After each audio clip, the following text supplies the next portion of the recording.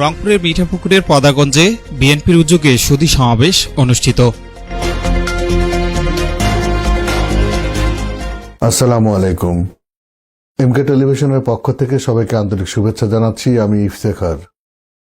শুরুতেই শুনলেন সংবাদ শিরোনাম, এখন বিস্তারিত। রংপুরের মিঠাপুকুর উপজেলার ১ নং খোড়াগাছ ইউনিয়ন বিএনপির আয়োজনে পদাগঞ্জ উচ্চ বিদ্যালয় ও মহাবিদ্যালয় মাঠে ১১ জুলাই শনিবার সুধী সমাবেশ অনুষ্ঠিত হয়েছে। সমাবেশে প্রধান অতিথি হিসেবে উপস্থিত ছিলেন সংরক্ষিত মহিলা আসনের সংসদ সদস্য মিঠাপুকুর ৫ ও পীরগঞ্জ ৬ সংসদীয় আসনের দায়িত্বপ্রাপ্ত এমপি জিবা আমিনা খান।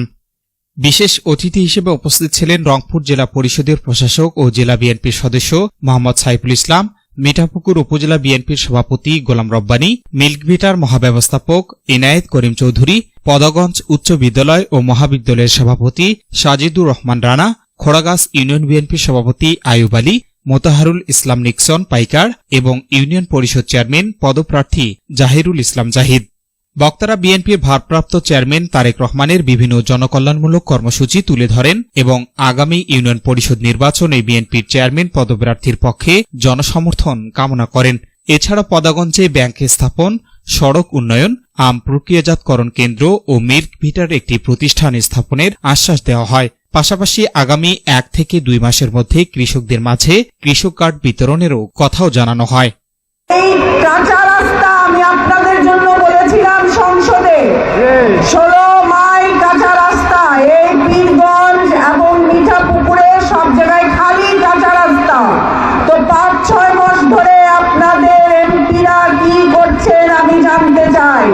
আমাদের নেতা প্রধানমন্ত্রী তারেক রহমান আপনাদের জন্য পাঠিয়েছেন এবং আমাকে এই কথাও বলা হয়েছে যে মানুষের উন্নয়ন সবচেয়ে আগে, তারা যে পার্টিকে ভোট দেয় কিন্তু আমরা উন্নয়ন করব।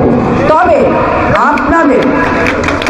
আপনাদের যে ইউনিয়ন পরিষদ ইলেকশনগুলো আসতেছে, এইখানে আপনারা যদি নির্বাচন করে সঠিক পার্সেন্টকে, আমি আশা করবো আপনারা আমাদের বিএনপির লোককেই নির্বাচনে জয়যুক্ত করে নিয়ে আসবেন ইনশাল্লাহ। এবং প্রধানমন্ত্রীর কাছে বলবো যেখানে যা করণের দরকার ইনশাল্লাহ করব।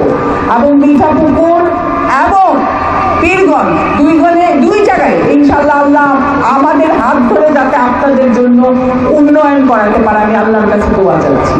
এই জাতিকে, এই এলাকার উন্নয়নের জন্য, আমাদের ছেলে মেয়েদের ভবিষ্যৎ বিনির্মাণের জন্য আমাদের ভোট দিতে হবে।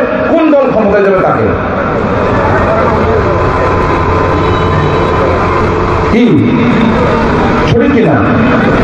আজকে মাননীয় প্রধানমন্ত্রী কি বলেছেন নির্বাচনের আগে, যে ঘরে ঘরে ফ্যামিলি কার্ড দেওয়া হবে। দিচ্ছে কি? দিচ্ছে কৃষি কার্ড দিচ্ছে, ইমাম মুয়াজ্জিনদের ভাতা দিচ্ছে, খাল খনন হচ্ছে, ১০,০০০ টাকা কৃষি ঋণ মৌকুফ হচ্ছে। আর ওরা কি বলছিল? রাখো তোমার। S Rahman, news desk, MK television. শেষ করছি এমকে টেলিভিশনের সংবাদ। এতক্ষণ আপনারা আমাদের সাথে থাকার জন্য অসংখ্য ধন্যবাদ।